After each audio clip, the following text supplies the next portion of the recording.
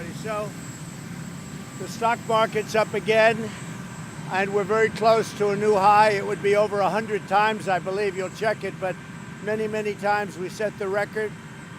So we're very honored by that. We're having a tremendous couple of weeks. A lot of good things are happening. I got a call from heads of China. The call was directed to my people, actually, and they asked whether or not it would be possible to delay the hit on the tariffs up to 30% from 25%. Would it be possible to take it off of the October 1st date? We gave them a 2-week in honor of President Xi. We gave them a 2-week reprieve. And so we'll be doing the tariffs on October 15th instead of October 5th or 1st. They were going to be set on October 1st. We're moving it to October 15th because they're having their 70th anniversary. And I will do that again in honor of President Xi. And that's it. Any questions? Mr. President, are you considering Secretary Pompeo to also be the national security advisor? No, I wouldn't. I think he's fantastic, but I actually spoke to Mike Pompeo about that, and he decided, and he and I get along with him so well. We have a lot of the same views and a couple of little different views, but he likes the idea of having somebody in there with him, and I do too. I think that we'll have an answer for you. We have 15 candidates. Everybody wants it badly, as you can imagine, and we'll probably next week sometime make that decision. We look forward to that. We have at least 10 more. A lot of people want the job, and it's a great job. It's great because it's a lot of fun to work with Donald Trump, and it's very easy actually to work with him. You know why it's easy? Because I make all the decisions and I have to work. Mr. President, you called Baltimore at one point rodent infested. What's your message to the people of Baltimore now as you head to Baltimore? Well, I look forward. We're going to Baltimore right now.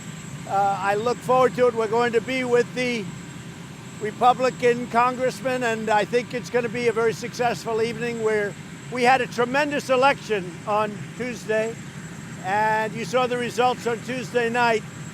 One gentleman was Dan Bishop. He was not doing so well 3 or 4 weeks ago. We got the message out. He won the election. He was losing substantially, and he ended up winning fairly easily. That's Dan Bishop. And Greg Murphy won by a lot more than it was expected. He won by many points, and a lot of people thought that was going to be a close race. So we won 2 seats in Congress on Thursday, and I guess the press didn't talk about it too much. They would have if they lost, but they won. The Republicans had a great night on Tuesday. Are you considering any kind of interim deal with the Chinese where they make a commitment on intellectual property? Well, it's something that people talk about. I'd rather get the whole deal done. We've taken in many, many billions of dollars of tariffs. I'd rather get the entire Chinese done. Look, if we're going to do the deal, let's get it done. A lot of people are talking about it. I see a lot of analysts are saying an interim deal, meaning we'll do pieces of it, the easy ones first. But there's no easy or hard. There's a deal or there's not a deal. But it's something we would consider, I guess. But we're doing very well. We're doing very well. I did the little bit of a delay in honor of President Xi because it's their 70th anniversary in China. What do you expect out of the debate tonight? Well, it's too bad I'm going to miss it. I'm going to have it somehow taped. I didn't even tell them about that, so maybe it's not that important, but it is important. Look, it's going to be very interesting. I look forward to going home. I'm going to have to watch it as a rerun because many of you are coming to Baltimore with me. I don't expect too much difference. I mean, you have 3 people that are leading. I sort of think that those 3 people are going to take it to the end. It's going to be one of those 3, I think. But you never know in politics, do we? You know better than I. You never know in politics. Out of those 3, who do you think your strongest opponent is? I think, look, they all have their weaknesses and their strengths. I think that they're very different. You certainly have a lot of different voices up there, but it would look to me like it would be Elizabeth Warren and It looks like Joe maybe will be able to get there, maybe not, I don't know. And certainly Bernie is there, he's number 3. But I think that's because they're so far in the lead, the 3 of them. And if you remember, I'm sure you forget my Republican primaries, but I went to the lead at the very beginning and stayed there. It's, you know, if you don't make a really major mistake, he should be able to make it. I would imagine Biden would be able to make it if he doesn't make any major mistakes. We'll see what happens. Have you made any progress on guns? The man that you called my African American at your rally in 2016, he says he's leaving the Republican Party because you're pursuing a pro-white agenda. What's your reaction? Yeah, go ahead. Go ahead. What? What do you say to him? What do you say to him? He used to be a supporter of yours. It's a supporter of yours. He's a supporter of yours that used to be a supporter, and he's not anymore. I don't know who you're talking about. He's the man that you pointed out at the rally and called my African American. I don't know. We have tremendous African American support. I would say I'm at my all-time high. I don't think I've ever had the support that I've had now. And I think I'm going to do very well with African American. African American support has been the best we've had, and I think a lot of it has to do with the fact that from an employment and unemployment, both employment and unemployment, well, I think this. It's very simple. We have the best numbers we've ever had for African Americans in terms of employment and unemployment.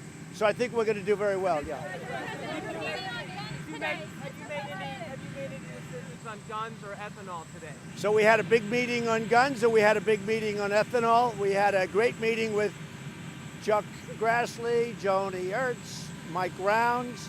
We had Kim was there, Iowa. Kim was there. We had some terrific people. John Thune. We had a meeting on ethanol. We had a meeting on guns separately and different people. And I think we made some good progress on background checks and guns. I think we had a great meeting on ethanol for the farmers. I think we had our ethanol meeting was a great meeting. Let's see what happens. But there's been nobody better to farmers than Donald Trump, that I can tell you. I think we made a lot of progress on ethanol. And I think we made a lot of progress on guns, yes. When do you expect to have a plan? You will meet Kim Jong-un sometime this year, Mr. President? At some point, yes. He will, certainly they want to meet. They'd like to meet. I think it's something that will happen, and we'll see. But Kim Jong-un, I think something can happen, yeah. Military construction fund.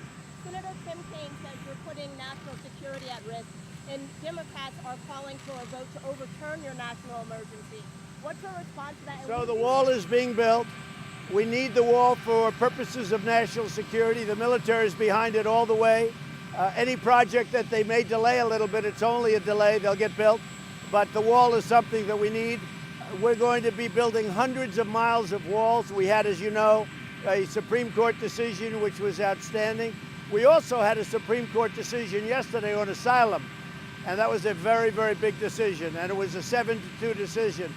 The asylum decision was very big. But we had a very good decision on the wall and wall funding. And the wall is going up as we speak.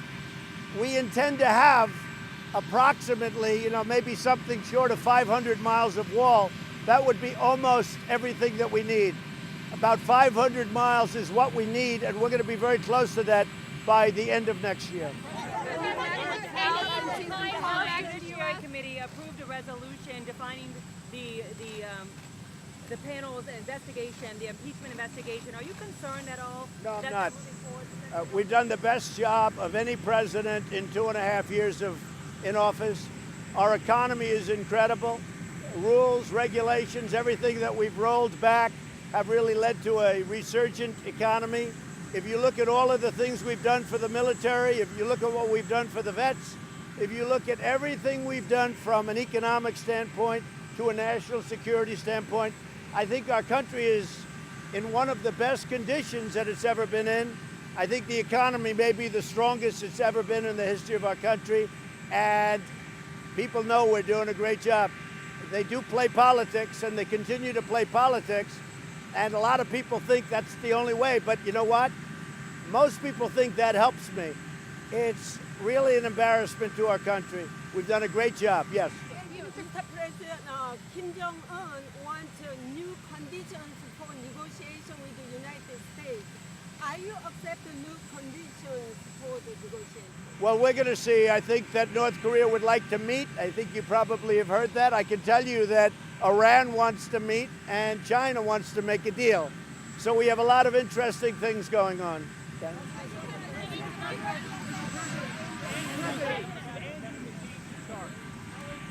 Well, I haven't seen the Andrew McCabe situation. I really don't know about it yet. I heard it was big news before, but I have not been able to find out exactly what happened with Andrew McCabe. Something happened that was very big. It was just breaking as I was walked out. But I haven't seen it yet, David. What exactly have you and the First Lady told Barron about vaping? We haven't told him anything except don't vape. Don't vape. We don't like vaping. I don't like vaping. Nancy Pelosi is scared to impeach you?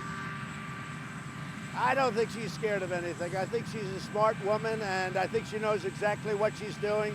We have the strongest economy in the history of our country. We're about ready to break the record again.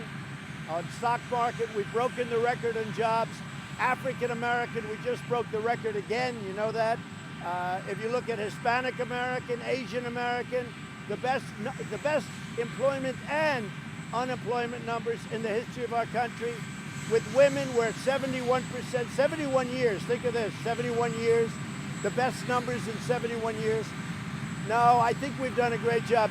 There are those that say the best job in the history of our country for the first 2.5 years. So pretty much that's the story. Is there any evidence holding you back on Venezuela, sir? So we had a big meeting today on guns. We had a big meeting today on ethanol. Both meetings went very well. A lot of progress was made, I believe, on the background checks and various things having to do with guns.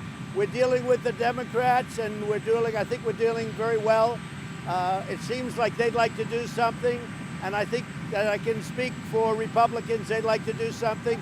We'll see what can happen, but we're always protecting our Second Amendment. I want to make it clear. Our Second Amendment will be protected fully. President, how is John Bolton holding you back on Venezuela, sir? Say it? How is John Bolton holding you back on Venezuela? Do you want to? Well, we're dealing on Venezuela right now. It's going to be a very interesting period of time. We're also trying to help. A lot of Venezuelans are dying. They have no food, they have no water, and we are trying to help. A lot of them have escaped, so to speak, into Colombia and different places. We're trying to help those people that have been able to get out. But we are dealing with a lot of things having to do with Venezuela. My attitude on Venezuela is a very tough one. And frankly, my attitude on Cuba is a very tough one. And in a way, they go hand in hand because Cuba has always made it possible for Venezuela to do what they're doing. And frankly, that's ending now. And likewise, Venezuela, through the oil, took care of Cuba. A lot of that is ending right now. Have you seen any evidence that the Israelis have been spying on you and the White House? I don't believe that. No, I don't think the Israelis were spying on us. I really would find that hard to believe. My relationship with Israel has been great. You look at Golan Heights, you look at Jerusalem with moving the embassy to Jerusalem, becoming the capital. You look at even the Iran deal, what's happened with Iran. Iran is a much different country right now than it was 2.5 years ago. It's in a much different position. No, I don't believe that. I wouldn't believe that story. It's good. Anything's possible, but I don't believe it. Are there any Democrats debating tonight that you actually respect? I respect all of them. All of them? I respect everyone. Let me tell you, it takes a lot of courage to run for office. I respect all of them. See that? I'm getting to be much better as a politician. You never thought you'd hear that answer. No.